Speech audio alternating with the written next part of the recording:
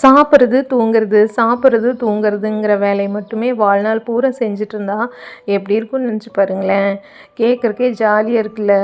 அப்படி தாங்க இந்த புழு பார்த்திங்கன்னா சாப்பிட்டு முடிச்சுட்டு நல்ல இடமா பார்த்து போய் தூங்கிக்குங்க.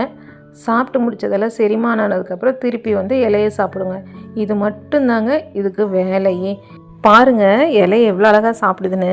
ஒரு இலையை சாப்பிட்டு முடிக்கிறதுக்கு ஒரு 4 நிமிஷம் எடுத்துக்குதுங்க. அதோட உடம்பையும் தலையும் எப்படியெல்லாம் அட்ஜஸ்ட் பண்ணி வேணுங்கிற அளவுக்கு வந்து சுருக்கி வேணுங்கிற அளவுக்கு நீட்டிட்டு சாப்பிடுதுன்னு பாருங்கள். எப்படி பார்த்தீங்களா? இதை ஃபுல்லாக சாப்பிட்டு முடிச்சிருங்க. நம்ம பேசிகிட்டு இருக்கிறதுக்குள்ளே அந்த ஒரு இலையை ஃபுல்லாக சாப்பிட்டுச்சு பார்த்தீங்களா? இந்த புழு இப்போ செகண்ட் ஸ்டேஜில் இருக்குங்க. ஃபஸ்ட்டு முட்டையாக இருந்து அதிலேருந்து வெளியே வருதுங்க. அதுக்கப்புறம் இந்த மாதிரி இலைகளை சாப்பிடுது.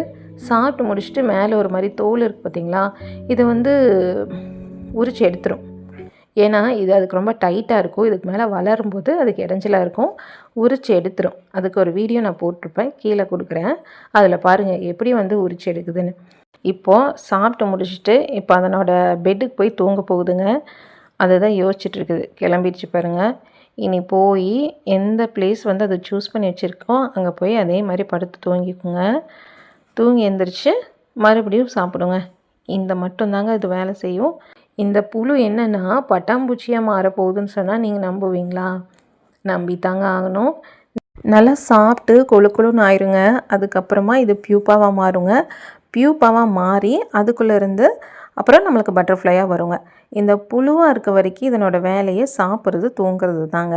இந்த புழு பட்டர்ஃப்ளையாக மாறுறத பார்க்குறக்கு உங்களுக்கு ஆசையாக இருந்துச்சுன்னா இந்த வீடியோவுக்கு ஒரு லைக் போட்டுட்டு சேனலை சப்ஸ்கிரைப் பண்ணிக்கோங்க. தேங்க்ஸ் ஃபார் வாட்சிங்.